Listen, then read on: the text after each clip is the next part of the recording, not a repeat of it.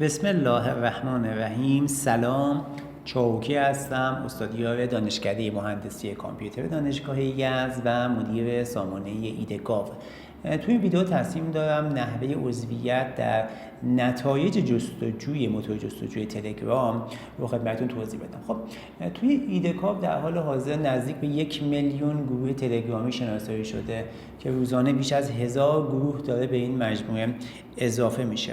لذا مخزن بسیار خوبی هستش برای کسب و کارها تا بتونن گروه‌های حوزه کارشون رو پیدا بکنن و بتونن توی این گروه‌ها عضو بشن و یا کارهای دیگه‌ای که مرتبط با بازاریابی هست رو انجام بدن. خب برای اینکه از سرویس عضویت در گروه استفاده کنیم حتما بایستی که داخل سایت ایده‌گاو ثبت نام کرده باشیم.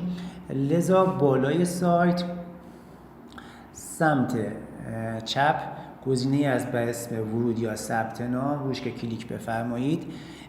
اگه ثبت نام نکرده باشید شماره موبایلتون رو وارد میکنید، گزینه ثبت نام و پیامک رو میزنید و اگه قبلا ثبت نام کرده باشید با دادن شماره موبایل و کلمه عبوری که بهتون پیامک شده میتونید وارد سایت بشید. خب من این کار رو انجام میدم.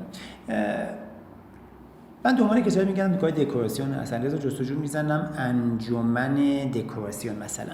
خب این تو جستجوی اولیه بهتر است. لذا اگه دکوراسیون جستجو بزنم جستجو خوبی نخواهد بود، چون گروه‌های دکوراسیون گروهایی هستن که خود دکوراسیون کارا زدن و اعضای این گروه‌ها مردم عادی هستن.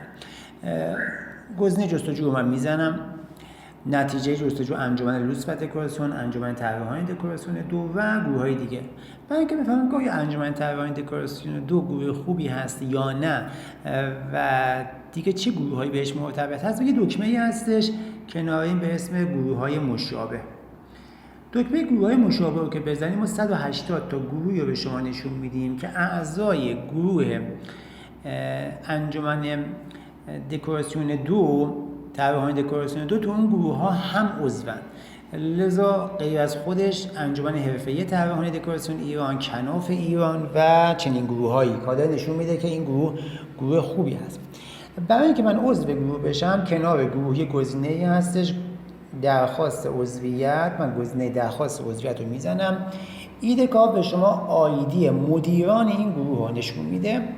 کلیک میکنید روی آیدیا، یکی یا چند تاشون، تلگرامتون باز میشه. مثلا اولی من کلیک میکنم، تلگرامم باز میشه. این عزیز در حقیقت یکی از مدیران این گروه است. اونجاش پیام میدم، مثلا میگم سلام، ممنون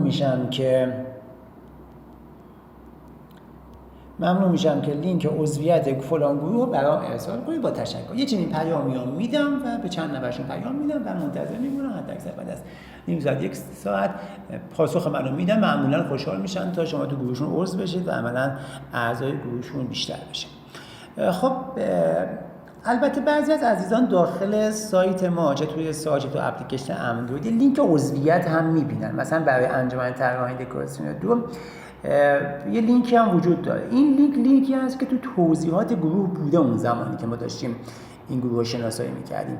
معمولا این لینک ها کار نمیکنن ولی شاید هم کار بکنن، بستگی به مدیران داره که چقدر لینک ها رو تغییر بدن. لذا با کلیک کردن روی این لینک هم در صورتی که لینک کار بکنه میتونیم تو گروه عضو بشیم. که برای این گروه خاص مثالی که اینجا هستش خب باز نمیشه و معمولا هم چنین انتظاری نمیره که تا بتونیم از طریق این لینک عضو بشیم. لذا گزینه درخواست عضویت راهی هست برای اینکه شما بتونید با مدیران این گروه آشنا بشید و بهشون پیام بدید و بتونید تو گروهشون عضو بشید. امیدوارم این توضیحات مفید بوده باشه.